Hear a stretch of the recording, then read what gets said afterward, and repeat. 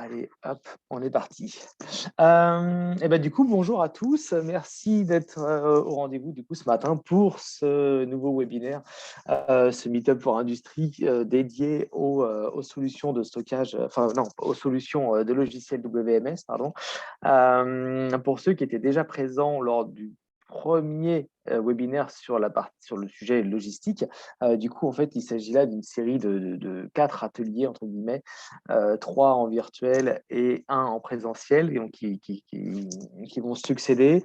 Donc la dernière fois, on a travaillé sur la partie solution de stockage dynamique. Aujourd'hui, on se retrouve justement pour la partie logiciel WMS. Vous avez peut-être pu voir dans la partie, dans les instants pub entre guillemets qui déroulent en amont, dans 15 jours, on aura une animation sur la partie kitting, kitting, picking. Et enfin, on se retrouvera, je pense, sur Rennes, sur le site de Stellantis, pour un atelier dédié vraiment aux solutions AGV et AMR. Donc là, la date est fixée pour l'instant au 20 mai, pardon. Mais bien sûr, on avisera en fonction des actualités sanitaires, je dirais. Sinon, la date suivante est déjà programmée au 15 juin. Donc voilà. Aujourd'hui, du coup, je suis encore de nouveau accompagné du coup de Julien Burban, du pôle achat et supply chain Atlantique, PASCA, qui va nous faire du coup une petite introduction du sujet. Heu, en fait, l'idée aujourd'hui, donc, c'est de vous expliquer ce que c'est et de comparer des solutions donc WMS. Donc, pour je ne sais pas si tout le monde est familier avec cet acronyme, mais en tout cas pour Warehouse Management System. Et en tout cas, on parle là de logiciels qui permettent finalement de gérer vos stocks et d'avoir, je dirais, une meilleure connaissance, aussi bien en quantité qu'en qualité, de l'activité de votre magasin. Et pour ça, du coup, on a réuni donc trois leaders sur ce sujet avec, on commencera du coup par Moana Leparc de Mecalux. Ensuite, on aura Ottavio Rivelli de Corber, et on terminera du coup cette matinée avec Mickaël Bedoyan de Genex Group. Voilà, on a fait le choix de réunir ces trois acteurs parce que c'est ce qu'on a estimé être les trois leaders du sujet. En tout cas, ils font figure de référence sur ce sujet WMS. Enfin, entre autres pour certains. Et du coup, il nous paraissait intéressant de vous permettre de les rencontrer et d'échanger avec eux. Voilà, écoute, je vais laisser la parole du coup à Julien. Julien, normalement, tu dois avoir la main. Je ne sais pas s'il faut peut-être. Non, tu dois pouvoir m'arrêter mon partage d'écran à moi directement. Je vais essayer. Hop. Ouais, on va essayer, on va y arriver. Et du coup, voilà, Julien va donc vous présenter, je dirais, l'intérêt de ces webinaires, c'est uniquement c'est uniquement, c'est déjà pas mal, mais c'est d'essayer de vous donner toutes les clés pour savoir si oui ou non cet outil est intéressant pour vous, et faire le tour des fonctionnalités, faire le tour de savoir s'il y a un intérêt réel pour votre entreprise. Voilà. Allez, je te laisse la main, du coup, Julien. On Ouais, est vous parti. voyez mon écran, c'est bon? Ouais, moi je le vois, en tout cas. Ok, très bien. Bon, alors bonjour à toutes et à tous. Donc je remercie encore une fois ID4Care pour nous avoir permis de co-organiser ces événements. Je t'en prie. Euh, je m'appelle Julien Burban, je suis chef de projet au PASCA. Donc pour les personnes qui n'étaient pas forcément présentes au dernier webinaire, je vais représenter très rapidement le PASCA avant de rentrer dans le sujet du jour. Donc le PASCA, c'est une association, donc on est basé à Saint-Nazaire en Loire-Atlantique, qui compte une soixantaine de membres, dans laquelle on peut compter des industriels, comme par exemple Naval Group ou les chantiers de l'Atlantique. On compte aussi des logisticiens comme IDEA, des établissements de recherche et des établissements de formation comme l'Université de Nantes ou l'ICAM, des institutions comme la communauté d'agglomération de Saint-Nazaire, et des apporteurs de solutions assez diverses, euh, assez technologiques, comme par exemple Ecobot, Cosling, Pilgrim ou Neoditech, par exemple. Donc les actions du PASCA, l'objectif du PASCA déjà de base, c'est d'aider les acteurs du territoire à optimiser leur supply chain. Donc pour y arriver, on déploie plusieurs types d'actions. La première, c'est de la participation à des projets de recherche et développement.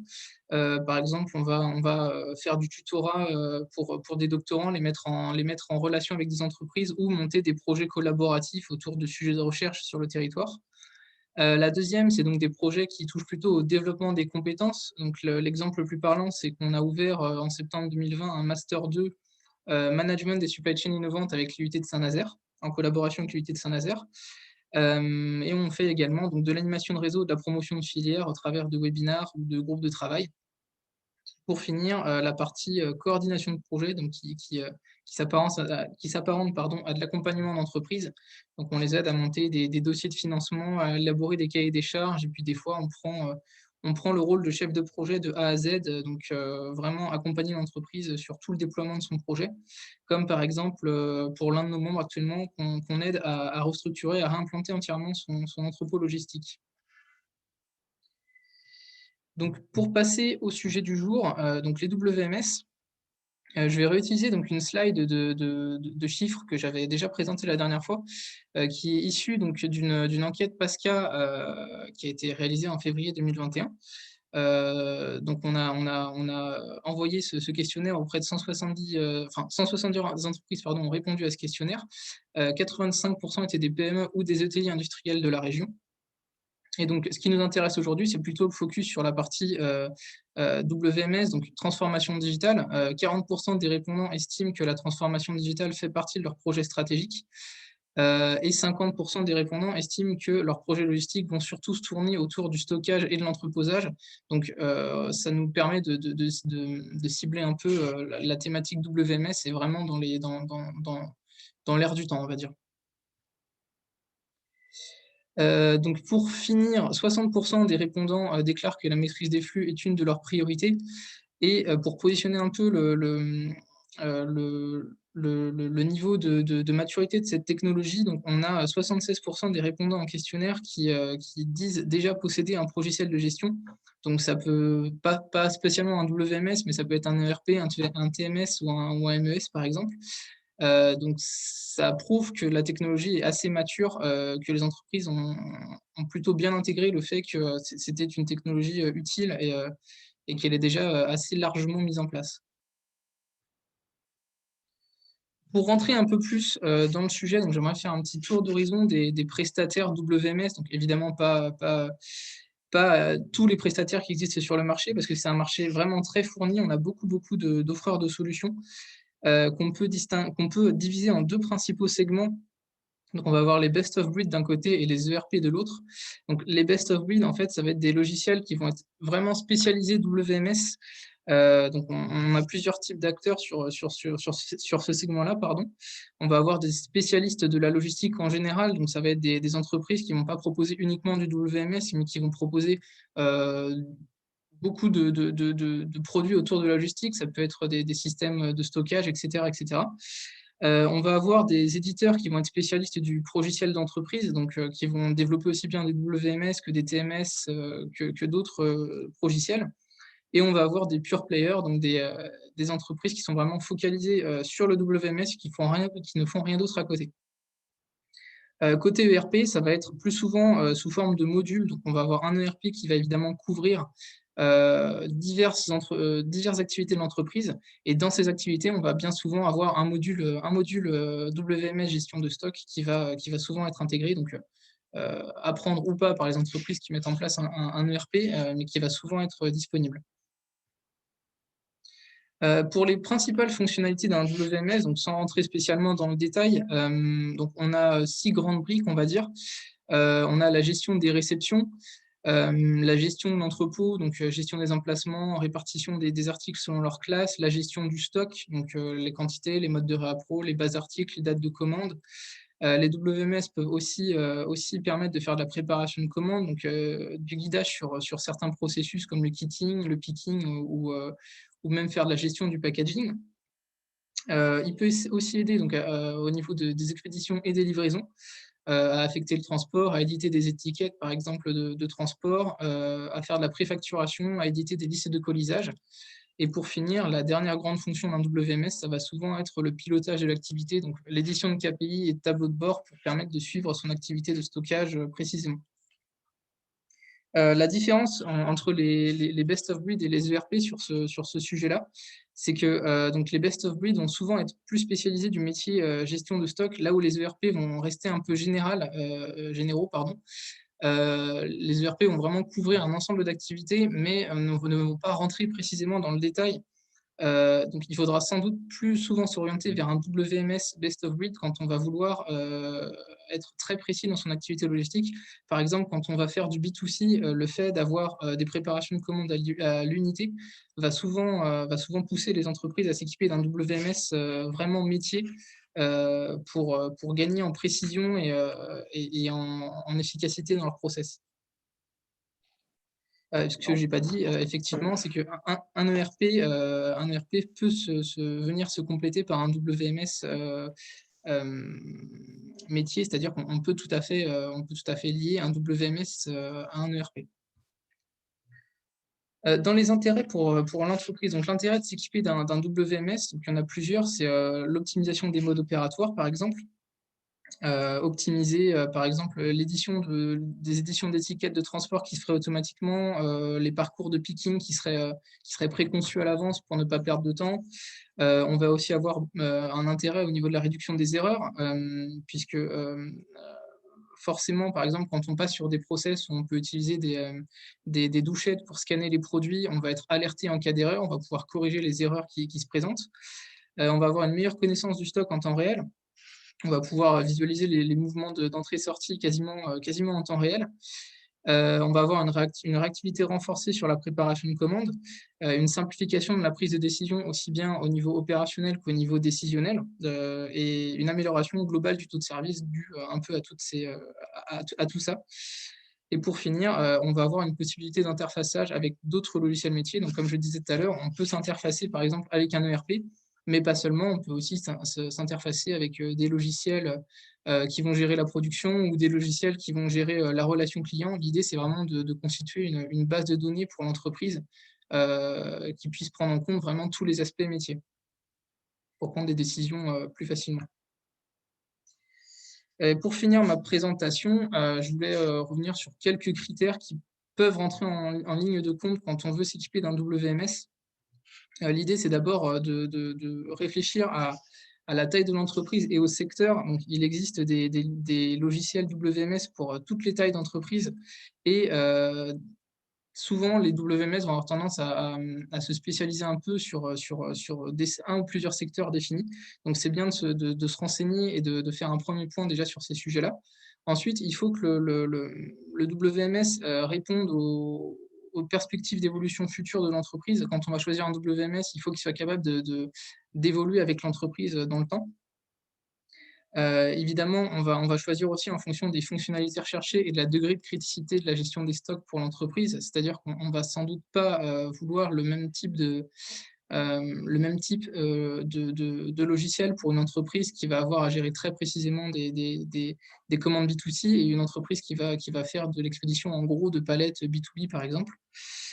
Les modalités d'interfaçage avec vos autres logiciels. Donc, effectivement, il faut s'assurer que le WMS puisse s'interfacer avec vos autres logiciels si vous avez besoin de réaliser des interfaçages.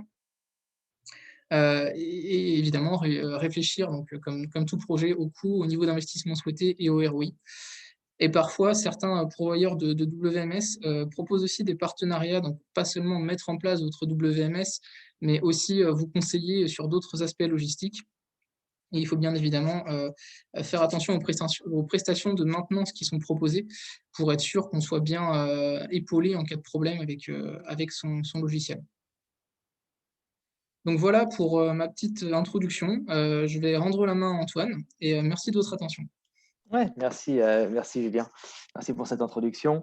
Et ben écoute, oui, non, c'est bon. Ok, non, j'ai un truc qui sonne là. Et ben écoutez, du coup, je vous propose qu'on enchaîne tout de suite avec un des trois acteurs qu'on a sélectionné pour vous et qui ont répondu présent. Donc, je vous propose qu'on attaque tout de suite avec Mechalux et Moana Le Parc, si vous êtes dispo. Si vous nous voyez, entendez ou autre. Normalement, vous avez la main aussi, Moana. Hop. Il n'est pas là. Vous m'entendez ou pas? Ouais. Attendez. Je vais remettre ma vidéo, déjà, ce sera plus sympa. Je ne sais pas s'il m'entend ou pas. Ah, visiblement, non. Quelqu'un m'entend? Julien, tu m'entends, toi? Hop, oui, j'entends, oui. Ouais, ok, ça marche. Eh bien, Moana ne répond pas. Écoutez, à ce moment-là, on va enchaîner avec Otavio de Corber, du coup, si vous voulez bien. Ouais, Le temps que je vais recontacter moi en parallèle et puis voilà. vous m'entendez là? Oui, on vous entend nickel. Super. Ben, merci. Du coup, donc je vais essayer de partager mon écran. Ouais, Alors, vraiment, vous avez la main pour le faire, hein, du coup, on commence est-ce à que vous me voir. voyez là? Oui, c'est bon. Ouais. C'est bon, ouais, super. Merci. Donc, OK. Donc, ben, merci de l'opportunité. Donc, j'ai combien de temps? Juste Vous avez, oui, 15-20 minutes, enfin, voilà, on 15-20 a le minutes? temps. Oh, on a le temps, hein. OK. Bon, on va essayer On a le temps de de rentrer dans le détail. finir. Donc, oui, nous, on est effectivement Kerber. Donc, on est une société éditeur de solutions de supply chain. Donc, comme on a parlé il y a juste quelques minutes, principalement du WMS, mais d'autres solutions aussi.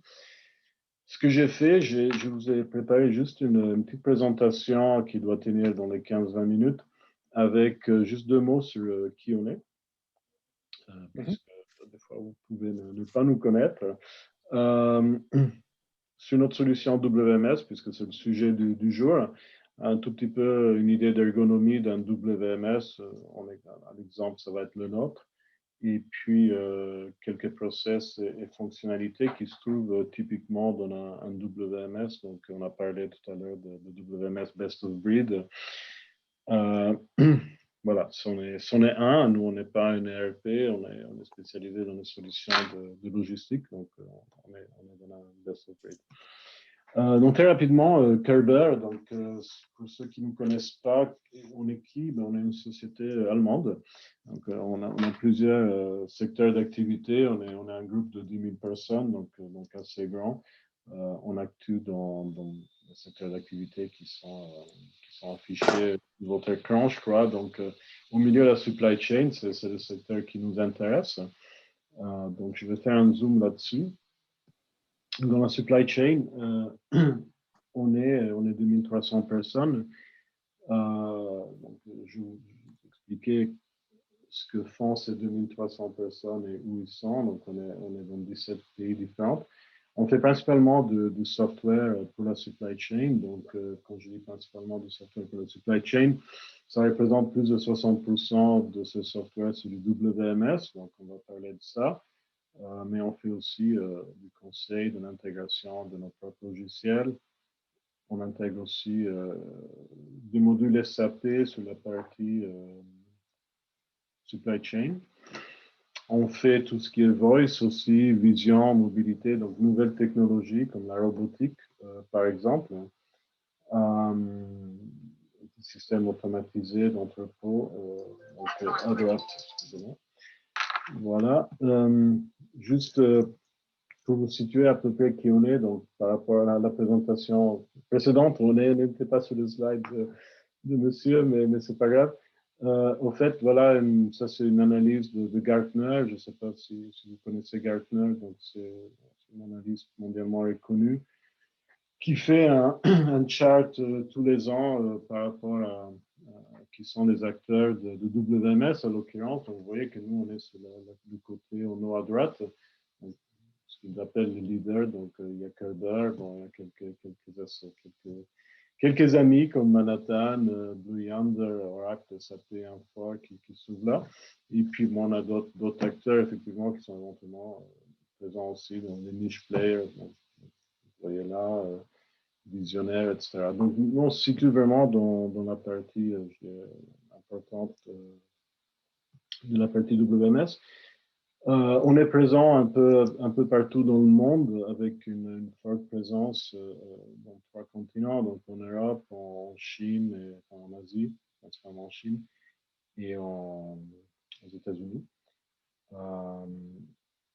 Si on fait un zoom sur l'Europe, donc qui est un peu plus intéressant pour nous aujourd'hui, donc on est à la base une société allemande, donc on a beaucoup de bureaux en Allemagne, on a 2 bureaux en France, donc Lyon et Saint-Savin, c'est à côté de Troyes. Et puis, on est en Espagne et en Angleterre. Donc, ça, c'est des bureaux en direct. Voilà, donc là, on arrive un peu plus à ce qu'on fait. Donc, comme vous voyez, du warehouse management. Donc, la définition a été donnée tout à l'heure. On fait aussi de la gestion de transport, donc du transport management. On fait du DOM, donc c'est de l'OMS, de gestion de commandes distribuées sur plusieurs entrepôts. Et on fait tout ce qui est WCS, donc qui est en bas à gauche, donc ce qui est le Warehouse Control, qui est vraiment le pilotage des opérations mécanisées dans les entrepôts. Je pense que Mécalix va nous parler un peu aussi des entrepôts mécanisés. Donc voilà, on peut travailler avec leur solution aussi, par exemple. En plus de modules principaux, donc on a aussi ce que nous on appelle des modules add-on, c'est des modules complémentaires qu'on peut ajouter au WMS pour apporter un peu plus de fonctionnalités. Donc, par exemple, la gestion de labor management, ou la gestion de prise de rendez-vous, la gestion d'intégration avec les transporteurs pour faire de l'EDI avec les transporteurs, pour tout ce qui est B2C, par exemple, messagerie, etc. Donc, c'est un ensemble, c'est une suite avec plusieurs solutions add-on, on appelle comme ça. Juste vous donner une idée de qui sont nos clients. Donc, mondialement, c'est juste un aperçu. Vous voyez quelques clients, principalement dans le domaine du WMS ou du TMS, hein, donc, comme Amila. Quelques-uns sont connus en France, quelques-uns sont en France, d'autres sont ailleurs dans le monde, pratiquement. Et si on fait un zoom un peu plus sur la France, donc on travaille avec beaucoup dans le retail, donc dans la France, dans l'industrie aussi, donc voilà, donc avec des noms plus ou moins connus que vous allez sûrement reconnaître là à l'écran. Donc, on a parlé tout à l'heure, donc dans la présentation d'avant, de WMS qui sont spécialisés dans un secteur donné. C'est vraiment pas notre cas. Nous, en fait, on a une envergure très grande. Donc, au fil des années, on s'est spécialisé dans beaucoup de secteurs d'activité. Donc, vous voyez par les références, on a tué autant dans le monde du retail que dans le monde de l'industrie, 3PL, pharma, industrie automobile, meubles, etc. Donc, c'est vraiment un WMS qui répond, je dirais, à un peu tous les secteurs d'industrie où on peut avoir besoin d'un WMS. Donc, juste un peu plus en détail sur la partie WMS. Ce qui a été un peu présenté avant, donc présenté d'une façon un peu différente. On voit ici les grandes fonctionnalités qui sont dans la WMS. On va juste descendre un tout petit peu dans ces fonctionnalités-là dans les prochaines 10 minutes qui nous restent. Donc en gros, on a la partie données de base avec la gestion des autorisations. Est-ce que le WMS est multi-site ou pas, multi-client, par exemple, multi-donneur d'ordre. On a des processus qui sont configurables, donc avec des workflows. Notre workflow s'appelle Business Logic Interpreter qui est là à l'écran. Ensuite, il y a vraiment le noyau fonctionnel, donc avec la réception, l'entrée de marchandises côté la sortie, donc l'amont et l'aval, hein, pour utiliser le nomenclature commune. L'organisation de l'entrepôt, donc avec tout ce qui est cartographie, gestion de stock, etc., gestion de chariots élévateurs, de ressources humaines, etc. Et puis la partie plus management, donc avec les tableaux de bord, les KPI et toutes les interfaces autour. Effectivement, le WMS va s'interfacer obligatoirement avec des systèmes, donc des ERP, des systèmes de type OMS, celui de Kerber ou un autre, et éventuellement avec des systèmes d'automation, donc ça peut être WCS Kerber, ça peut être d'autres WCS, par exemple WCS de Mécalix ou un autre, pour piloter effectivement des automates. Donc, on a le niveau, ce qu'on appelle le niveau planification, où il y a le RP dessus. Nous, on est vraiment sur la partie exécution, donc la partie opérationnelle. Et après, il y a la partie vraiment contrôle, donc on a les automates qui effectivement, avec des PLC, qui peuvent piloter des convoyeurs, des systèmes de shuttle, des mini-loads, etc. Nous, on peut fournir jusqu'à un certain point, effectivement, des solutions de type Pick by Light, Pick by Voice, RFID,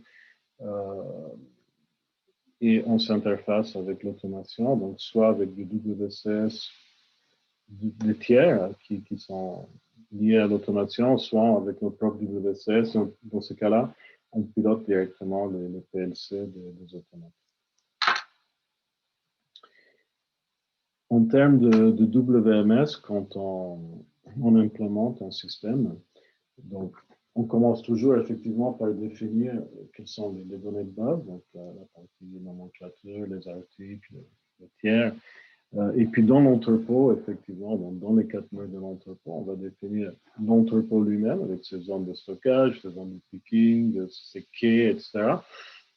Et puis surtout les flux de l'entrepôt. Donc là, j'ai un petit modèle d'un entrepôt simple. Et là, on va définir les flux et le système doit pouvoir connaître les flux pour vraiment piloter tout ce qui est ressources dans l'entrepôt, soit ressources humaines ou machines. Donc là, c'est un exemple de flux de haut en bas, hein, c'est assez simple. Et dans les flux, il peut y avoir des points, dans les étoiles représentent des nœuds. Ou des nœuds, ça peut être des points de pause, de changement de machine éventuellement. Et dans chaque zone ou chaque flux, on associe quelles sont les machines qui peuvent effectivement fonctionner dans ce flux. Donc ça peut être un chariot, ça peut être un pelletier, un convoyeur, est-ce qu'il y a des imprimantes, est-ce qu'il y a des terminaux à radiofréquence ou pas, des choses comme ça. Donc tout ça, c'est effectivement traduit dans des workflows dans le système, et ce qui va faire une modélisation du WMS. L'idée, c'est de vraiment modéliser le flux dans l'outil WMS par rapport à des fonctionnalités, des flux qui sont propres au client pour effectivement ensuite avoir une solution WMS qui fonctionne chez le client de façon particulière, tout en utilisant un WMS tout à fait standard. Donc, si je fais un zoom sur les fonctionnalités, donc ce qu'on disait avant, on les retrouve ici. C'est juste un zoom, là, on va juste le parcourir rapidement. Alors, je vous donne un exemple d'ergonomie. Donc, dans le WMS, ce sont aujourd'hui des systèmes full web. Donc là, vous avez une page d'entrée de WMS qui est dans un browser. Donc, avec le nom, éventuellement, vous trouverez le logo du client. Donc, ça, ce sont des écrans en browser. Ensuite, vous avez des écrans qui peuvent être plus petits. Par exemple, là, c'est des screenshots des écrans sur des terminaux mobiles. Donc, en radiofréquence, par exemple, ça peut être du vocal, ça peut être mixte, vocal, radiofréquence. Donc là, j'ai un menu à gauche, j'ai des écrans d'exécution sur la droite. Donc, ça, c'est ce que l'utilisateur voit. Donc, l'idée, c'est toujours dans ces écrans de radiofréquence d'avoir le moins d'informations possible, le moins de décisions pour l'utilisateur final. Donc, en fait, on lui dit va à tel emplacement, valide, ou dis-nous qu'il y a une anomalie, mais on ne lui demande pas de saisir 4 champs en même temps. Ça, c'est juste un exemple d'une visualisation d'emplacement. Donc, c'est un écran en plein page, juste pour vous donner une idée du GUI. Et puis, donc, très rapidement, je vais juste survoler les fonctionnalités dans les quelques minutes. Donc, je vais juste vous parler un tout petit peu des fonctionnalités de base. Ensuite, la réception, organisation d'entrepôt, sortie et des KPI, donc ce que vous pouvez effectivement attendre en sortie d'un système de type WMS pour le management, pour le suivi de commandes, etc., la visibilité. Donc, si on prend la partie disons, moins sexy, donc la partie fonctionnalité, donc on commence toujours par tout ce qui est autorisation, gestion de stock, donc définition de stock en entrepôt. Est-ce qu'on gère de l'eau, est-ce qu'on gère des numéros de série, par exemple, ou d'autres attributs de stock. Quels sont tous les partenaires. Le workflow, donc là, on va définir vraiment tous les processus de la façon qui sont faits dans votre entrepôt, donc la réception, le cross-docking, la réservation de stock, on fait en FIFO, on LFO, on FIFO, etc. Tout ce qui est contrôle de process et puis tout ce qui est finalement étiquette, liste ou report opérationnel, MBL ou des choses comme ça. On imprime de moins de choses, mais on imprime toujours d'autres choses quand même. À la limite, on a PDF, des étiquettes toujours. Donc là, je vais passer un peu rapidement sur ça, mais c'est pour vous dire que le système peut être défini d'une façon particulière pour chaque utilisateur, finalement, ou profil utilisateur, ou par autorisation. Donc, normalement, on peut s'intégrer à des systèmes de contrôle d'accès de la société, donc des Active Directory comme Microsoft ou autre. Et au fait, le système va donner des droits de gestion par site et par opérateur à la fin. Donc, ça, c'est vraiment configurable. Et ce que je vous disais avant, donc on va définir tout ce qui est l'entrepôt dans des écrans, donc par des générateurs, donc pour générer tous les emplacements. Les flux, donc si je réceptionne quelque chose en un point T1, que moi je le transporte jusqu'au point T3, parce que je peux utiliser des chariots, des convoyeurs, donc ça peut être des flux assez complexes qui sont justement définis dans des écrans de ce type-là. Et puis gérés par des moteurs, effectivement. Donc, que ce soit le WCS pour gérer la partie automation, si on a, ou ce qu'on appelle, nous, le moteur FLC pour gérer le pilotage des chariots, par exemple, ou un moteur pour gérer tout ce qui est picking automatisé, donc ça peut être du pick by light, ça peut être du pick by voice, du put to light, des mécanismes de ce type-là. Donc ça, c'est juste un exemple d'écran encore avec une visualisation de stock assez simple. Et tout ce qui est dans l'entrepôt va être associé à des types de mouvements qui sont configurables aussi. Donc, si je fais une correction de stock à un moment donné, est-ce que je leur remonte un système ou un autre? Donc, tout ça, c'est vraiment configurable. De la même façon que les articles, donc j'ai ma base produit dans le WMS, qui normalement est descendu d'un système ERP, mais elle peut être maintenue dans certains aspects, ça c'est configurable dans l'entrepôt. Par exemple, les dimensions des produits, peut-être que je les capte dans l'entrepôt dans certains cas et pas dans l'ERP. Donc je peux les définir à ce niveau-là. Donc on a toujours beaucoup de détails sur la référence produit au niveau du WMS. Les codes N, par exemple, les auteurs. Ça, c'est juste un exemple de workflow, donc configuré sur le système. Et puis, quelques fonctionnalités, donc juste en reporting. Ce sont des exemples de reporting qu'on peut sortir d'un WMS, donc des KPI de différents types. Donc, c'est juste une partie technique. Je vais juste vous permettre 2 secondes, sauter.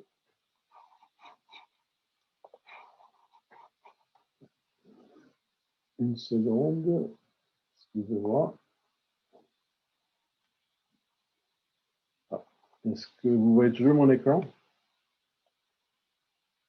Oui, c'est bon.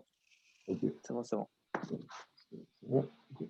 Donc, oui, côté interface, donc ce que je vous disais, on peut s'interfacer avec des ERP, on peut s'interfacer avec SAP en particulier, des autres ERP, donc on peut s'interfacer avec Data, Sage, autre chose, Oracle. Avec des systèmes type OMS ou autre. Et donc, on peut s'interfacer directement avec tout type de technologie ou utiliser de EAI du marché comme Lobster, NetWeaver de SAP, WebSphere, etc. Donc, il y a plusieurs technologies disponibles qui sont utilisables avec un WMS. Je vais juste vous passer très rapidement la partie fonctionnalité. Je voulais me focaliser un peu plus sur la partie KPI pour terminer la présentation. Je pense que ça va être un peu plus intéressant. Un souci de temps. Voilà. Donc, désolé, j'avance un tout petit peu. Donc, je vous passe un peu la partie réception, picking, emballage, donc toutes les grandes fonctionnalités qui sont possibles dans un WMS, effectivement. Ça peut être assez long. Pratiquement tous les modèles d'entrepôt peuvent être mappés dans notre WMS, donc de réception. Il y a beaucoup de façons de faire de réception, de picking, multi-commande, sans commande, avec vague ou sans vague. Donc, il y a beaucoup de tendances différentes selon le type de secteur où on est aussi. Est-ce que dans le secteur automobile, est-ce que dans le retail, est-ce qu'on est dans le B2C, B2B, est-ce qu'on a un mix? Donc tout ça, c'est assez configurable. C'est un sujet d'une présentation beaucoup plus longue. Mais finalement, ce que je voulais vous montrer pour terminer la présentation, c'est vraiment ce qu'on peut sortir comme tableau de bord. Donc, effectivement, on peut configurer beaucoup de KPI différentes.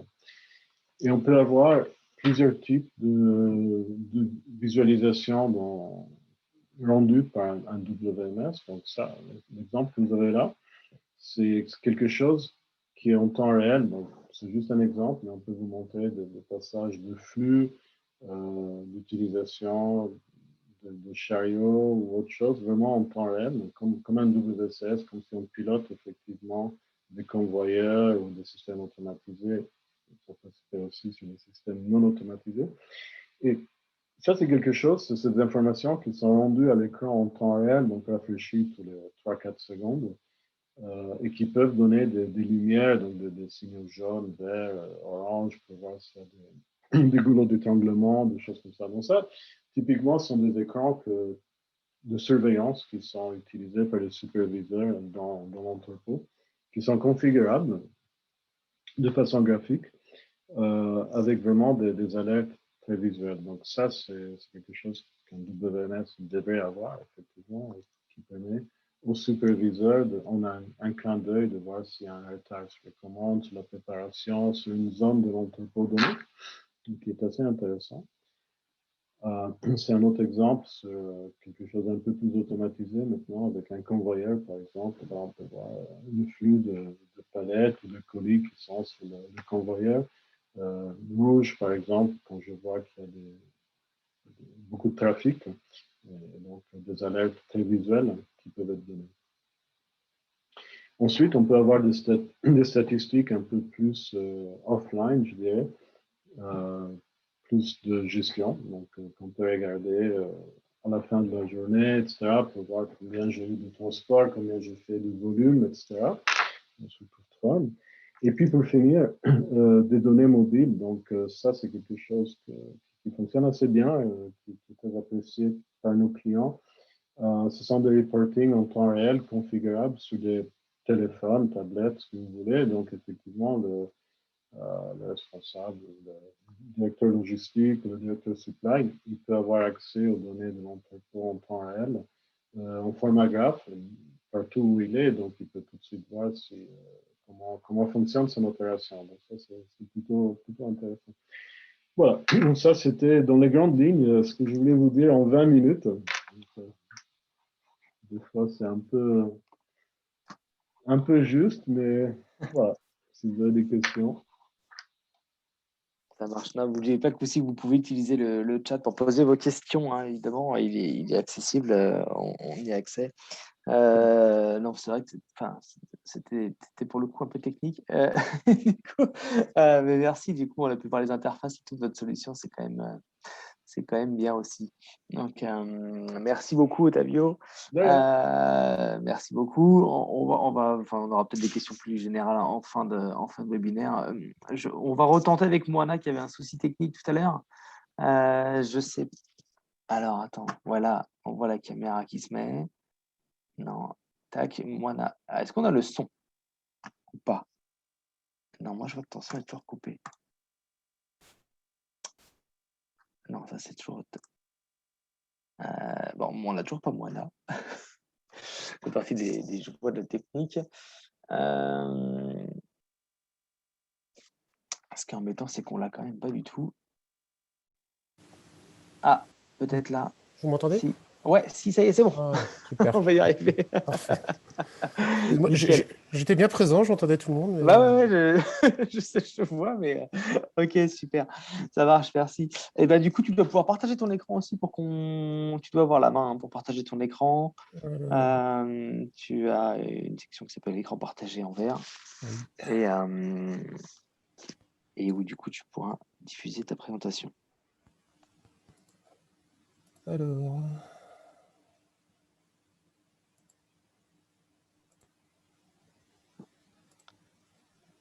C'est bon, vous voyez mon écran? Alors, pas encore. Oui, non, non, non. Toujours pas. Non.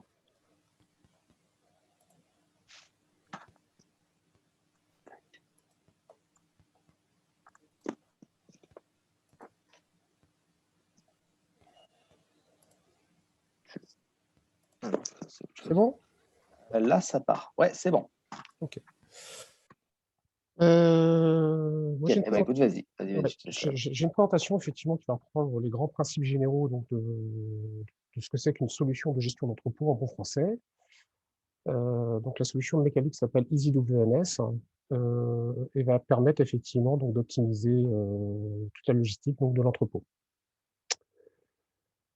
Alors, les grands principes généraux de la solution, ça va être de gérer l'ensemble des flux logistiques de la réception des marchandises jusqu'à leur expédition, en passant effectivement par des étapes intermédiaires que sont le rangement, la gestion des stocks, la préparation de commandes, etc., etc.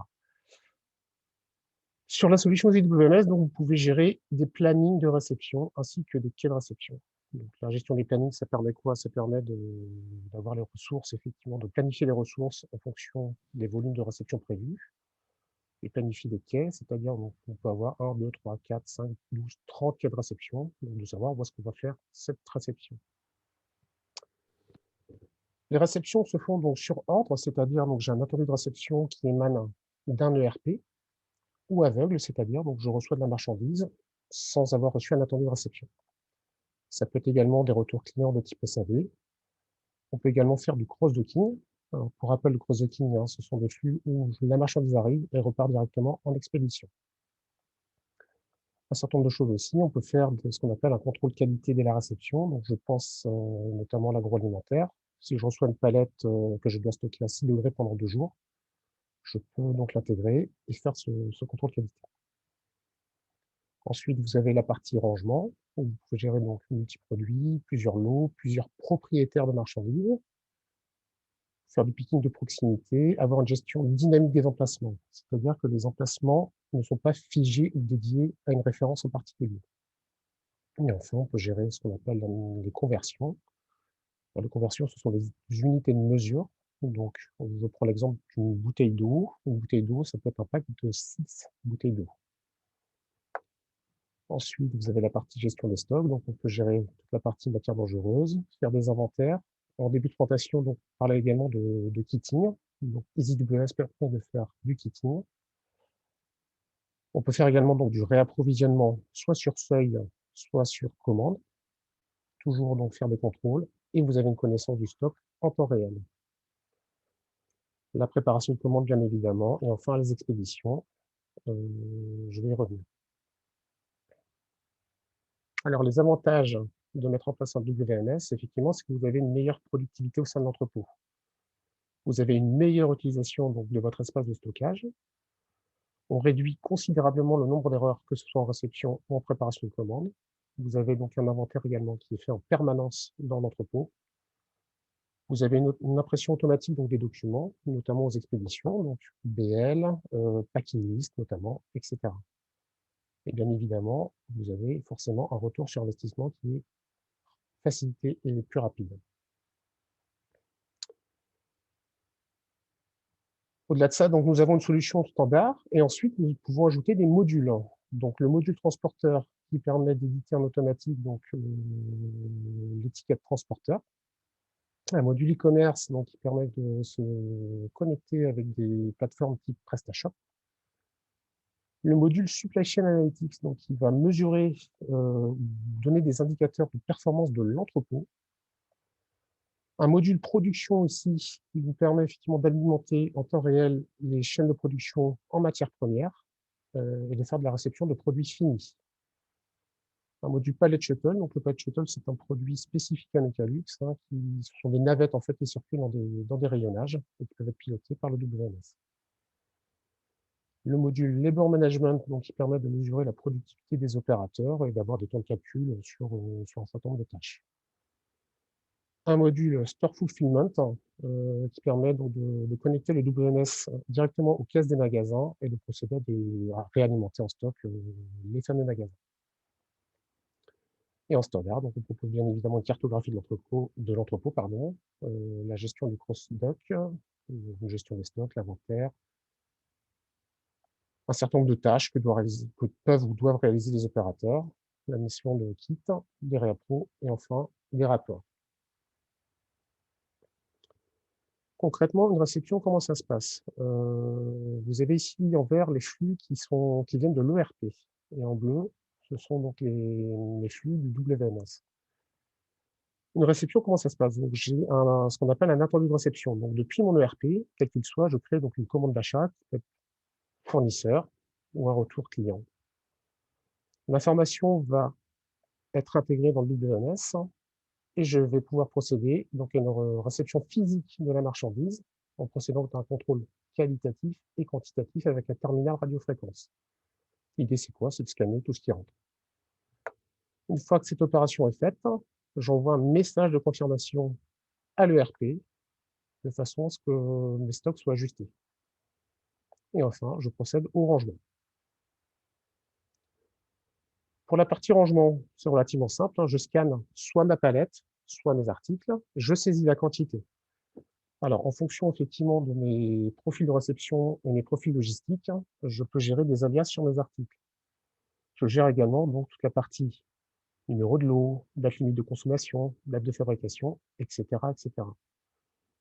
Ensuite, en fonction de ce qui a été prévu dans le WMS, l'opérateur va ranger. Donc, soit l'opérateur choisit son emplacement, soit il est dirigé par le WMS, il suit les indications du logiciel selon des stratégies prédéfinies.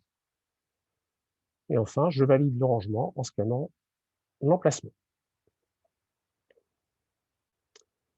Alors, les stratégies de rangement, quelles sont-elles? En fait, sont relativement simples. Ce sont des critères. Donc, ça peut être une typologie d'article, un mode de stockage, un fournisseur, une rotation. Des critères sur lesquels je vais appliquer des règles. Donc, je vais prendre une règle toute simple. Si je reçois une palette, alors je vais ranger cette palette dans un paletier. Deuxième critère, j'ai une palette d'une tonne. Si palette d'une tonne, alors je vais privilégier un rangement au sol ou en sol plus 1. Si c'est une palette plus légère, ce sera en sol plus 2, plus 3. Voilà, donc on peut appliquer plusieurs critères et ça va générer donc effectivement donc la stratégie de rangement pour l'article.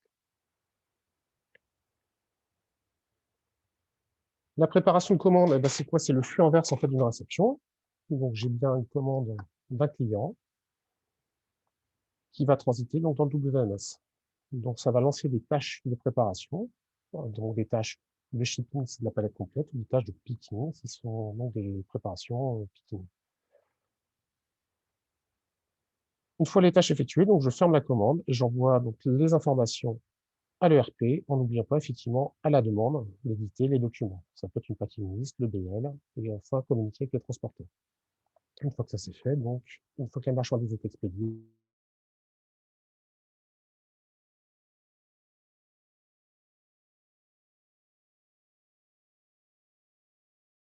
j'envoie une confirmation à l'ERP, une stop pas usé, et je commence une préparation. Une préparation de commande pour les IWMS. On a différents modèles. On peut planifier des lancements par des types de préparation, par vague, par groupe, ou de manière unitaire. Je peux sélectionner des critères de tri de commande. Ça peut être notamment par transporteur. Je prends un exemple, j'ai Chronopost qui passe le matin et des Béchampions l'après-midi. Plutôt privilégier donc mes commandes Chronopost en priorité. Alors, le principe de préparation multicommande. Donc, vous avez la préparation par vague. D'accord, donc je peux faire une vague de 50 commandes. Donc, j'ai un chariot, par exemple, qui me permet de préparer 20, 30 ou 40 commandes en simultané. Je fais une seule fois le chemin de picking et je passe en expédition. La préparation par groupe, en fait, je vais faire en groupement, donc essentiellement de commandes monoproduits, où je vais faire également une seule fois le chemin de picking ici, et je vais dégrouper ma commande dans un rucher, ici. Ensuite, donc une opération, pourquoi pas d'emballage, et ensuite d'expédition. Voilà, vous avez ici un exemple, effectivement, d'une zone de dégroupage chez un de nos clients. Alors, les avantages de la préparation multicommande, donc on réduit fortement le nombre de déplacements des opérateurs. Aujourd'hui, c'est le point noir, effectivement, dans la préparation commande, ce sont les déplacements.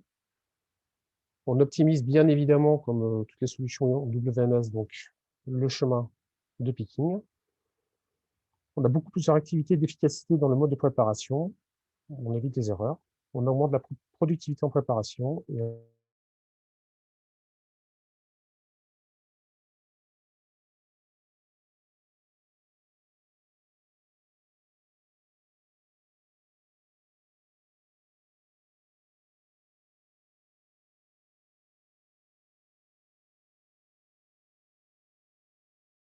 Je ne sais pas s'il n'y a que moi qui ai un problème de son.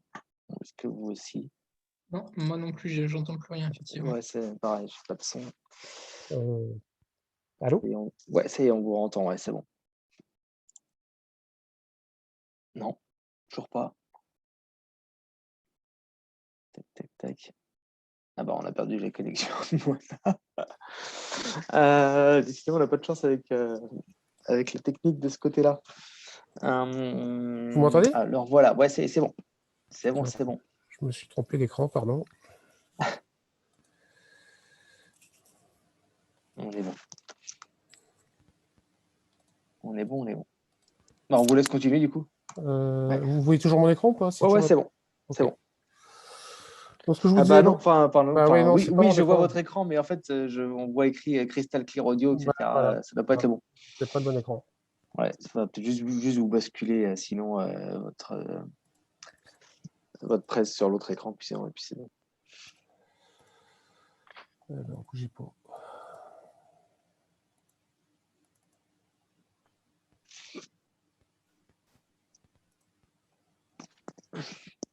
Voilà. C'est bon? Ouais, c'est bon. Okay. Donc, ce que j'expliquais, effectivement, donc je peux créer une mission d'inventaire en cours de préparation de commande. Par exemple, si je prends le dernier article en picking, je peux demander donc, via le terminal à l'opérateur de me confirmer que l'emplacement est vide. Ou alors, je vais créer donc, une mission d'inventaire sur un emplacement ou sur un article. Donc, l'idée, c'est quoi? C'est de scanner l'emplacement, ne rien proposer à l'opérateur, puisque je l'oblige à compter.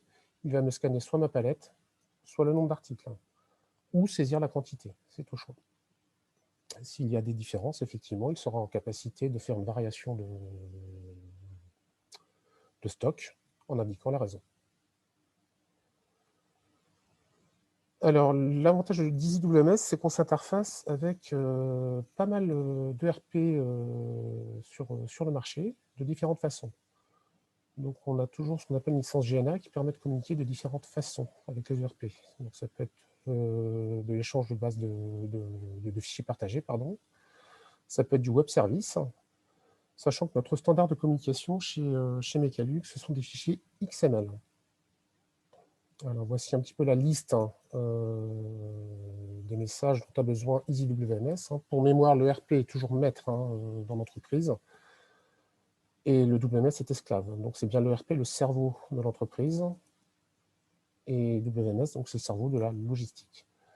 Donc, ici, vous avez en vert les flux poussés de l'ERP vers le WMS. Donc, on a forcément besoin d'une base article, d'une base fournisseur. Donc, vous voyez des fichiers donc, ITM, sub pour supplier, fichiers clients, donc ce sont des fichiers ACC, accounts, des kits. Voilà. Donc, une réception fournisseur, c'est ce que je reprenais au début. Donc, l'ERP envoie bien donc, un message au WMS et le WMS se contente d'envoyer des confirmations. Pareil pour la préparation de commande. Donc, j'ai une commande client, donc c'est l'ERP qui pousse l'information auprès du WMS et le WMS envoie une confirmation à l'ERP. Pareil pour la préparation des kits, le changement de statut de stock. Voilà, si j'ai un article qui est en contrôle qualité ou en statut endommagé, je peux envoyer cette information à l'ERP. Fichier de variation de stock, dans la mesure où effectivement le WMS, c'est essentiellement du scan, c'est du -1, +1, -1, +1, donc on envoie ces variations en temps réel à l'ERP. Et enfin, on peut envoyer une fois par jour donc un état des stocks, une image de stock à l'ERP, de façon à ce que les stocks soient toujours justes. La mise en place d'un d'EasyWMS chez nos clients, ça passe par ces étapes-là. Donc, vous avez dans un premier temps ce qu'on appelle une collecte des données.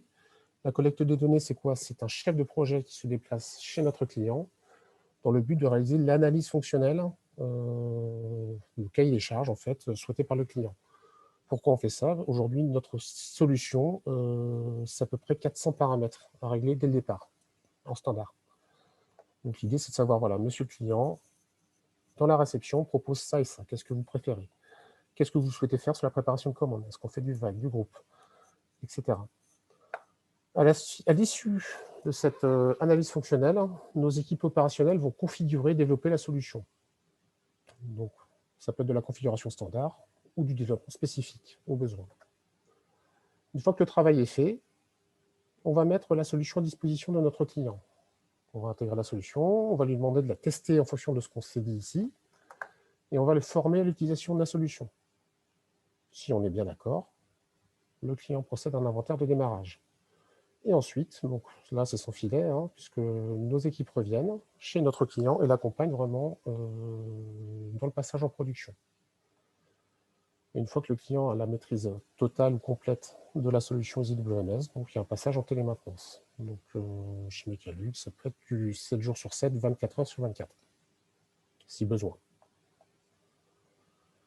Voilà. Ici, vous avez quelques références clients, l'espace des marques notamment, qui est très connu donc, du côté de la Vendée, les transports Pio, Rural Master, etc., etc.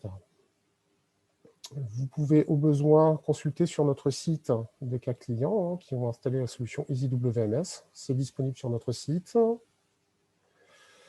Voilà. Et je terminerai rapidement par le groupe Mecalux, puisque donc, on parle aujourd'hui de WMS, mais l'activité historique, donc, ce sont du rayonnage industriel, des solutions de stockage automatisé. Donc, on va parler de Transstocker palette, mini-load, donc c'est du Transstocker pour bac, des services d'inspection pour l'entrepôt, et enfin notre solution de gestion d'entrepôt, EasyWMS. Mecalux, donc c'est plus de 50 ans d'existence et d'expérience en logistique, c'est 4000 collaborateurs dans le monde. On a une présence dans 70 pays pour un chiffre d'affaires d'environ 750 millions d'euros. 11 usines en fait, présentes dans 6 pays. On a 4 centres de recherche et développement à travers le monde. Aujourd'hui, c'est plus de 1000 entrepôts gérés par EasyWMS et ce sont 250 ingénieurs qui s'occupent de cette solution. Et pour toute la partie de déploiement, donc, toutes nos équipes sont basées en France et plus précisément sur Lyon. Voilà, je vous ferai suivre cette présentation si vous le souhaitez. On reprend également donc, les modules dont je vous ai parlé en début de présentation. Voilà. Ça marche. Et du coup, j'en profite parce qu'on a quelques questions. Justement, sur la partie déploiement, enfin, alors je vais reprendre au départ des questions. Pour le déploiement du WMS dans le secteur industriel, est-ce qu'il y a un minimum en dessous duquel le ROI ne sera pas intéressant, enfin, tant au niveau des emplacements que du nombre de prélèvements, de la taille de l'entrepôt, etc. Et après, il y a la question du coût et du paramétrage. Est-ce que finalement, on a vraiment un gain avec... Est-ce qu'on a vraiment un gain? Moi, j'ai la réponse à cette question, mais, parce que j'ai eu des exemples juste avant ce webinaire. Mais du coup, je vous laisse peut-être répondre déjà sur cette partie-là, sur la partie décision. À partir de quand finalement on se lance dans l'intégration d'une solution comme celle-ci? Sur du moment, c'est le bazar dans l'entrepôt. Je serais tenté de vous dire. Après, non, Ouais, tout dépend effectivement de ce que souhaite le client En soi, vous avez, et c'est M. Burban, je crois, en début de webinaire, qui indiquait que certains ERP ont quelques fonctionnalités s'apparentant à la gestion d'entrepôt. Parfois, ça peut suffire. Néanmoins, et on le constate, on a beaucoup de petits e-commerçants qui se lancent de plus en plus dans une solution technique. Pourquoi? Parce qu'il y a de plus en plus de flux, de la préparation de commandes en just in time, qui nécessite effectivement d'avoir des outils qui fonctionnent bien. Ouais. Ça répond à la question? Je ne sais pas, je pense qu'on parlait plus sur la partie vraiment secteur industriel. Est-ce que c'est vraiment pour gérer beaucoup de petites pièces ou est-ce que c'est plutôt pour, quelle que soit la taille et les dimensionnements des lots de chaque pièce, ou vous voyez, Oui, c'est ça, on est côté industrie. Excusez-moi, ouais. Virginie Olivier, c'est de Manitou. On est assembleur, en fait. Et du coup, c'est vraiment une question qu'on se pose. On a un gros site et des sites plus petits. Et c'est cet arbitrage entre l'ERP fait déjà des choses, minimum. C'est cet arbitrage entre est-ce que tous les sites ont intérêt à le déployer parce que ça va leur demander aussi une charge, une rigueur qui va apporter du plus, mais également une charge au quotidien et quelque chose qui va peut-être les alourdir sur leur flexibilité en termes d'assemblage et de mise en place des lignes d'alimentation du bord de ligne de prod. On ne parle pas de pièces de rechange ou de distribution. Alors, je reviens sur un point quand même, puisqu'en fait, nous, on ne parle pas de GPAO. Hein, pour le coup, nous, il s'agit simplement, avec le module production, d'alimenter des chaînes de production ou d'assemblage. Donc, je fournis de la matière première en temps réel, d'accord, et je réceptionne des produits semi-finis ou finis. Le job s'arrête là. Après, je vais décrémenter mes matières au fur et à mesure de la consommation. Après, il ne s'agit pas d'alourdir les process au sein de l'industrie. Hein. Ouais. Loin de là. Au contraire, c'est justement de fluidifier. C'est de se dire, voilà, je reçois un OF, où est-ce que je mets la marchandise? Est-ce que c'est sur la ligne de production 1, 2 ou 3 de façon à ce que les opérateurs soient beaucoup plus fluides, justement, comme vous disiez tout à l'heure. Après, quand vous parliez des 400 paramétrages à faire au début du projet, ça veut dire que ces paramétrages, il faut les maintenir au fur et à mesure dans l'ERP et dans un WMS potentiellement. Alors, non, les paramétrages, en fait, ces arbitrages-là. En fait, oui, l'idée, c'est quoi? C'est qu'aujourd'hui, le EasyWMS est une solution très complète. Hein. Mais j'ai des clients qui n'ont pas besoin de tout. Donc, il y a des choses qu'on va ouvrir, d'autres qu'on va fermer, tout simplement. C'est ça que j'appelle un paramétrage. Après, il faut bien différencier donc, les interfaces du paramétrage du logiciel. Le paramétrage, c'est comment doit fonctionner le logiciel spécifiquement chez le client. Voilà, en réception, je souhaite par exemple mettre en place un contrôle qualité. Le contrôle qualité, ça va être quoi? Ça va être, je veux avoir la température du camion au moment de la réception, l'état de propreté, par exemple. Voilà, c'est toutes ces petites choses voilà, qu'il faut qu'on décide et qu'on détermine avec le client. Ok. Et du coup, ensuite, on a alors une question de Michel. Peut-on discuter des automatisations des WMS qui remontent l'information à partir de la localisation? Est-ce que ça marche pour un chariot élévateur équipé d'un GPS ou de technologie indoor ou outdoor? Mais je sais, voilà. J'ai pas compris la question, pardon. Ouais, en la lisant, j'ai un doute sur la question aussi. Je peux apporter de la réponse? Oui, vas-y. Bonjour. Bonjour. Vous prenez un forklift. Vous avez bien des terminaux qui font des remontées de SCAD? Ou pas? Sur l'automatisation, sur du RFID ou ce genre de choses? Donc ma question... Ma première question, elle est, est-ce qu'il y a des automatisations? Parce que c'est bien beau de faire du bon de livraison et bon de réception, etc. Comment en eurodate de façon physique? Ma question, elle est, quel est le lien? Comment se font les liens avec le physique? Le physique étant, la pièce est ici, je la scanne, donc c'est bien un terminal mobile qui permet de remonter l'information. Donc j'imagine que c'est dans la partie control access, j'ai vu des choses de ce type-là dans les présentations. Et puis la deuxième question, c'est si mon forklift est équipé d'un GPS et qui circule, comment l'information est remontée dans les WMS? Puisque j'ai vu que vous faisiez les distances parcourues et ce genre de choses. Donc l'optimisation des déplacements est-il traité, etc. Voilà donc ma question.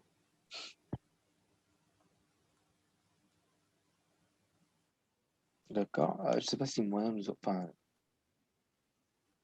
Ouais, je vois qu'il parle, mais je l'entends pas. Ah, je ne sais pas si vous m'entendez ou pas.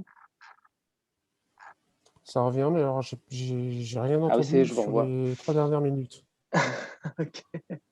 Ah non, du coup, Michel demandait du coup comment vous gérez finalement ces gestions de temps enfin, sur enfin, vous avez une fonction, vous avez parlé d'une fonction pour traiter les temps de placement d'une pièce à une autre, pour optimiser les tournées, etc. Comment c'est géré, cette partie-là? Alors en fait, on va apporter une analyse via le module Labor Management, effectivement, en se disant voilà la moyenne d'une tâche, par exemple, en fonction de la typologie de l'article ou de la typologie de préparation de commande.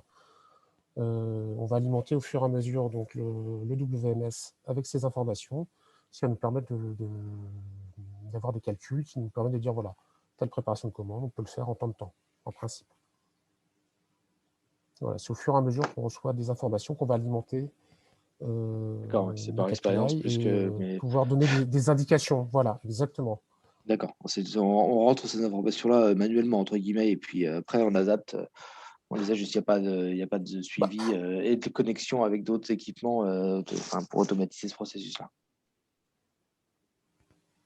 c'est-à-dire, parce que je vous dis, j'ai raté les 2 minutes d'avant, donc quand vous parlez Ah, de connexion avec enfin, d'autres équipements, je comprends la question de Michel, parce que du coup, si on a par exemple, si on a des pièces qui sont taguées en RFID ou autre, et du coup, on sait qu'elles arrivent dans tel entrepôt à telle heure, et puis ensuite elles arrivent dans celui-là, dans le suivant à une autre heure, est-ce que ça, du coup, c'est des actions qui peuvent être intégrées dans le WMS ou pour optimiser encore les temps, ou est-ce qu'on reste sur une saisie entre guillemets manuelle par expérience pour l'amélioration des flux?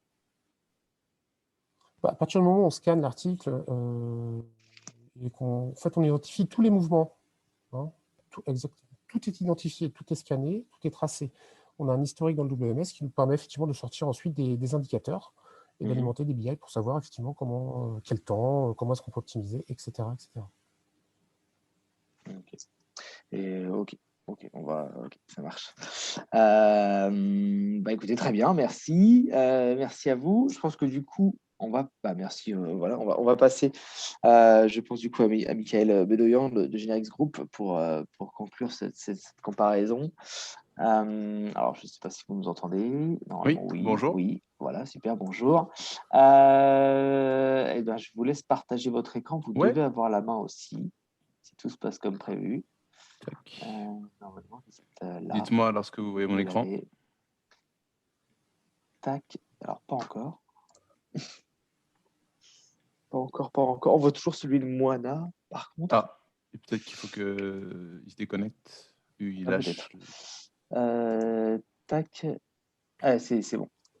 C'est bon? Là, on vous avoue, ouais. Ouais, c'est bon, super. Super. Nickel, merci. Je passe en plein écran, je vous en prie. Merci beaucoup Et pour du coup, cette vous pourrez invitation. aussi en même Oui. temps. Oui, pardon, oui, merci, excusez-moi.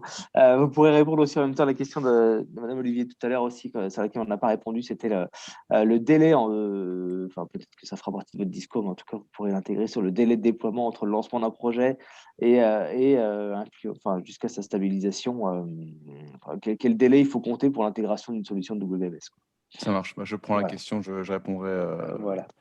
Merci beaucoup. En cours de route. Donc, je dispose de Merci. quelques minutes. Allez-y, Donc, allez-y. enchanté, Michael Bédoyan. Je travaille donc chez Generix en tant qu'ingénieur d'affaires depuis plus de 2 ans et anciennement chez un confrère toujours dans le logiciel de la supply chain. Donc, ma présentation sera un petit peu différente de celle de mes homologues, un peu moins technique, on va dire plus autour du WMS. On parlera aussi de son implémentation. Je vais présenter le groupe Generix en quelques chiffres.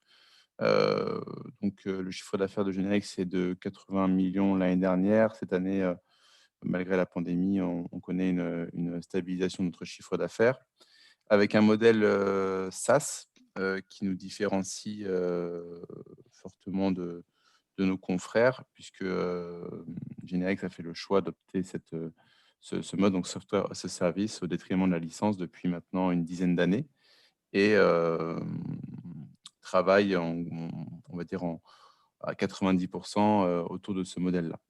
Le modèle SaaS qui nous permet d'avoir un logiciel, on va dire, à jour au fil du temps, avec donc près de 2500 clients répartis dans 6 grands secteurs.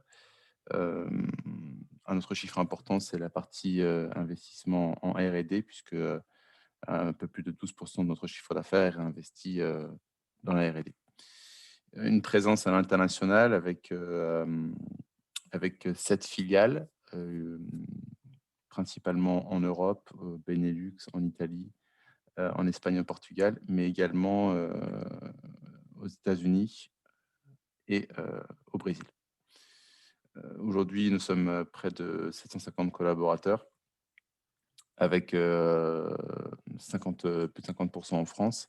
Un point important, Générique, c'est une entreprise française.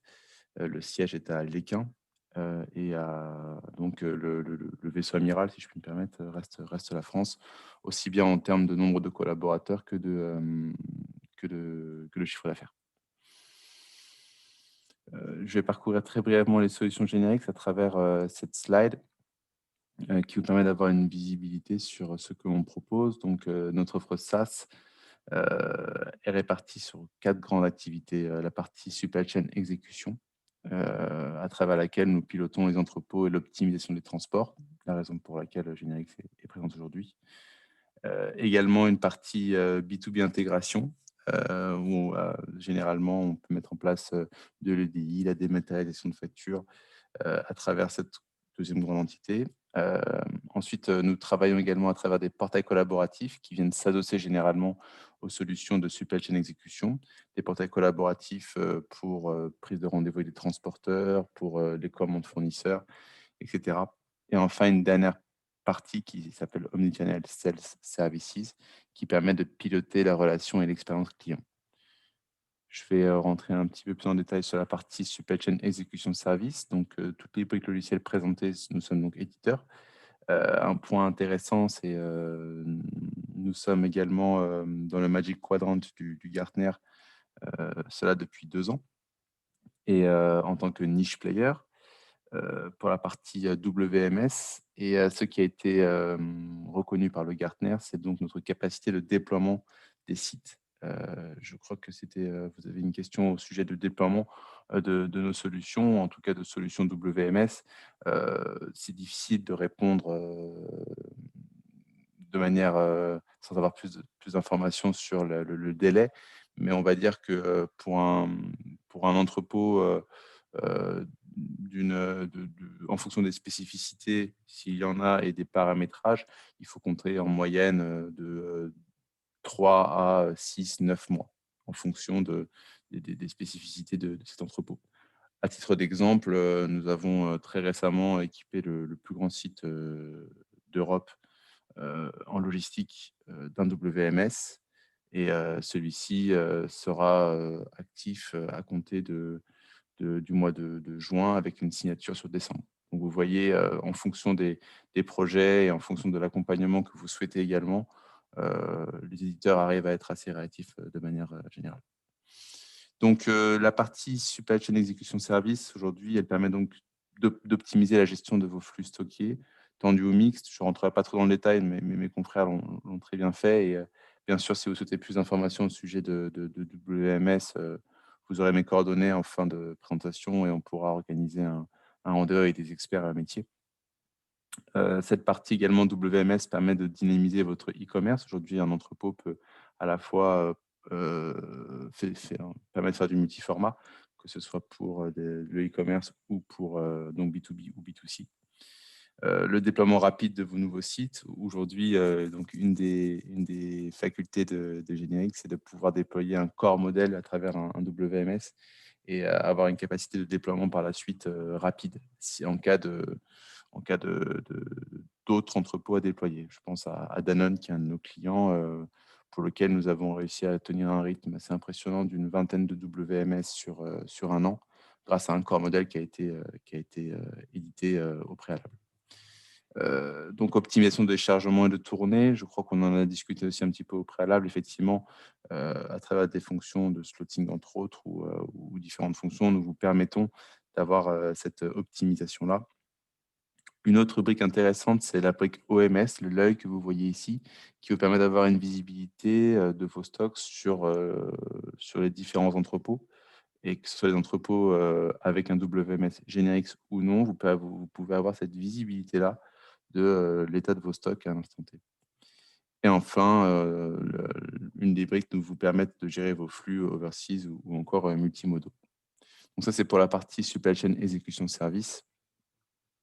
Par la suite, je passerai plus brièvement, excusez-moi, le chat n'a pas été éteint. Hop. Pour la partie B2B intégration service, vous allez avoir différentes solutions, dont l'EDI et dématérialisation de facture. Je rentrerai peu dans ces solutions-là, puisque le temps est assez compté. Un autre point assez intéressant, et généralement, les portails collaboratifs s'adossent aux solutions de l'exécution. Vous avez la possibilité d'avoir des portails transporteurs, des portails 3PL, des portails clients, des portails fournisseurs, pour, par exemple, les clients qui n'ont pas d'ODI, ou pour pouvoir communiquer, avoir un suivi un suivi, on va dire, partagé, l'information à 360 degrés avec l'ensemble des acteurs avec qui vous travaillez. Donc, c'est des solutions qui sont très appréciées aujourd'hui, qui sont plus rapides à mettre en place, qui n'ont pas le même rôle, mais qui généralement apportent un complément. Donc, c'est vraiment de travailler de manière collaborative. Et enfin, la dernière partie que nous proposons, c'est la partie Omnichannel Sales, qui vous permet de fidéliser vos clients, gérer les offres, et orchestrer un vrai parcours d'achat, et avoir une information d'un client sur Internet, pouvoir lui donner les mêmes informations qu'en magasin, et pouvoir mieux cibler l'offre qui va être appréciée par ce dernier. Donc, c'est toute une brique logicielle que nous déployons également. Voilà, donc ce sont ces 4 grands segments que Générix propose aujourd'hui à travers une quinzaine de progiciels. Je vais faire un petit zoom sur les fonctionnalités millésimées, on va dire, de l'année dernière, sur lesquelles on a travaillé et R&D a travaillé. C'est vraiment le pilotage, et pour que vous puissiez avoir vraiment des écrans de suivi de l'activité en temps réel, et ce qui permet également généralement aux responsables d'entrepôt d'être parmi ces équipes et pas derrière un écran. C'est d'être sur une tablette et de pouvoir visualiser et de faire des actions en fonction de l'actualité, et surtout de ce qui se passe en entrepôt. Donc ça, c'était quelque chose sur lequel la R&D a beaucoup travaillé aujourd'hui, qui est mis en place chez certains de nos clients, qui fait partie du standard, du coup, de notre dernière version du logiciel. Ensuite, la partie de Data Power a été une fonctionnalité très travaillée également. Ça vous permet d'analyser la performance. Donc, pilotage, c'est vraiment au sein de l'entrepôt. Data Power, c'est vous permet d'avoir vraiment cette analyse et de rechercher les causes de certains ralentissements, de pouvoir optimiser le travail en entrepôt. Aujourd'hui, c'est 80 dashboards standards qui sont prêts à l'emploi, et avec 400 jours investis par Générix. Et enfin, la mobilité des opérateurs également. Donc, comme vous pouvez le voir, les zooms que je vous propose sont focus WMS ici. Chacune des briques logicielles a ses développements qui ont été faits et sont rentrés en standard. Mais le WMS fait partie des solutions phares de Générix. Avec donc un nouveau design pour les écrans RF.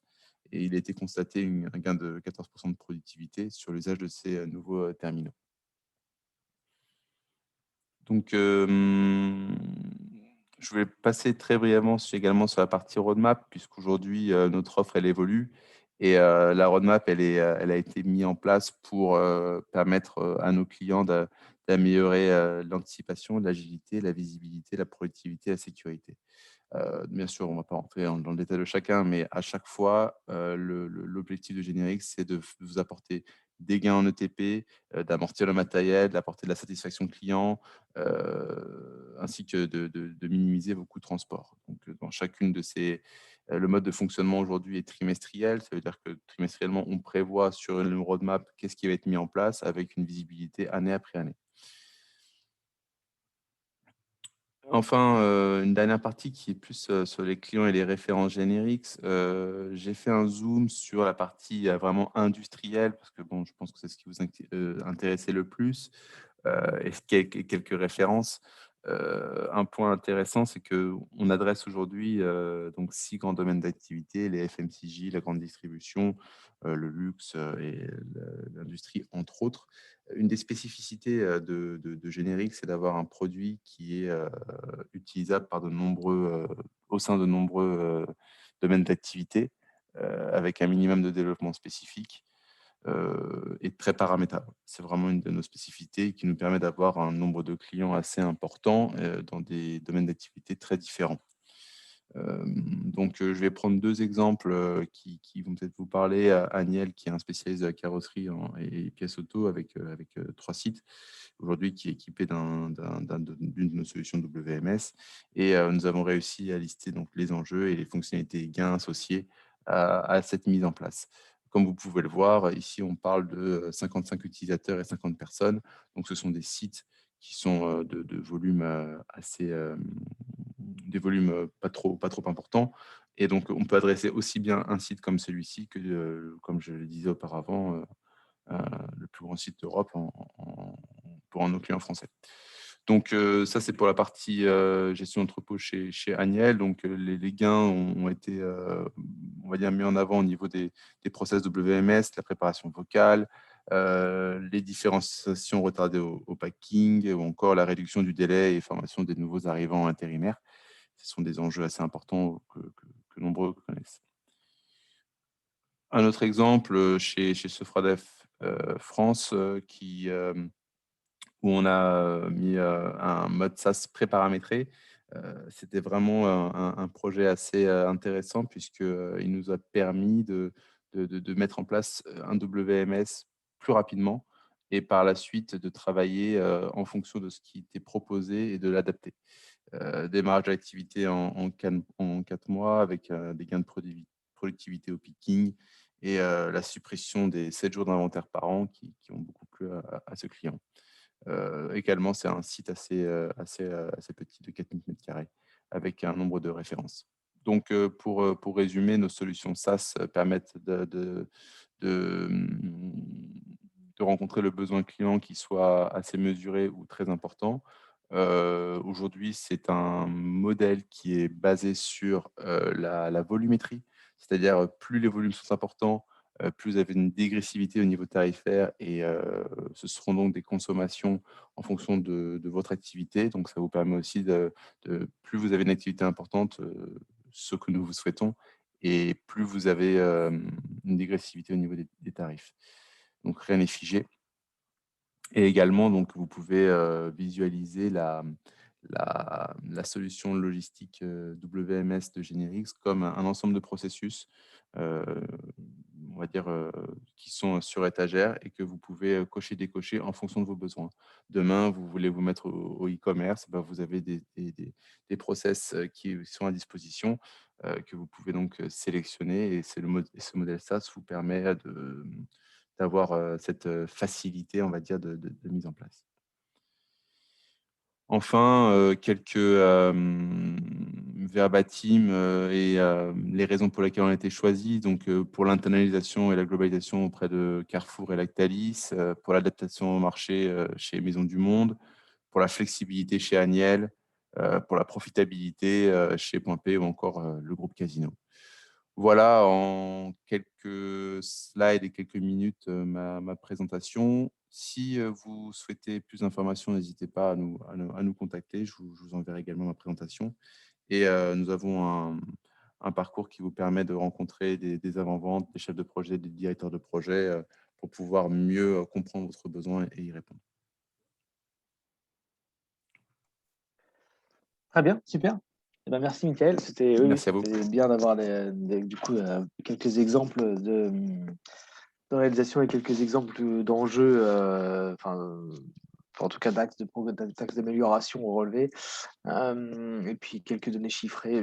Tout à l'heure, j'ai échangé avec un constructeur auto qui nous disait que chez eux, depuis qu'ils avaient intégré leur solution, peu importe la solution, mais en tout cas, eux, ils avaient revu complètement effectivement certains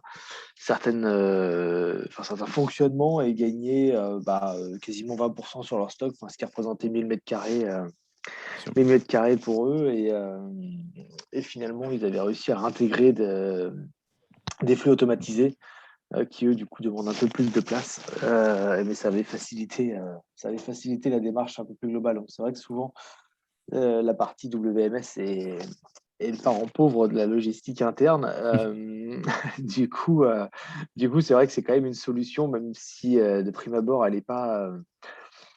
Enfin, on n'y pense pas comme ça de prime abord, mais il y a quand même de vrais avantages à travailler sur cette solution et c'est intéressant du coup de vous avoir tous les trois pour échanger sur ce sujet et nous donner un peu de détails sur les fonctionnalités, sur les enjeux que ça révèle, etc. Alors attendez, je vais reprendre juste la main. Hop.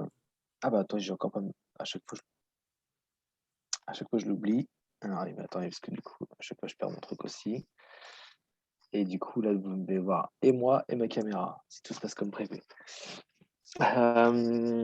Donc, du coup, voilà, merci en tout cas à tous les trois, Moana, Ottavio et Michael. Oui, et aussi merci à Julien du pôle achat et supply chain. J'ai pas davantage de questions dans le chat qui sont arrivées. En même temps, je le vois aussi, il est là. Donc, du coup, écoutez, je vous remercie une nouvelle fois tous. N'hésitez pas si vous avez envie de revoir le replay de cet événement ou de le partager. Il sera disponible bientôt sur notre chaîne YouTube. Donc voilà. N'hésitez pas aussi si vous voulez compléter la partie, avancer sur la partie logistique interne, pardon, je vais y arriver, avec l'atelier dans 15 jours sur la partie kitting, qui va compléter encore un peu cette partie stockage WMS. Après, maintenant, on attaquera le kitting. Et on voyait bien que c'était en tout cas une des fonctions qui était traitée justement par la partie WMS. Alors, attendez, c'est bon. Et donc, voilà. Donc, écoutez, merci à tous. Il me reste à vous souhaiter une excellente journée. Pas un bon week-end parce que du coup, on n'est que jeudi. Mais en tout cas, une bonne fin de semaine à tous. Et puis voilà. Merci beaucoup. À bientôt. Au revoir. Merci, au revoir. Au revoir. Merci. Au revoir.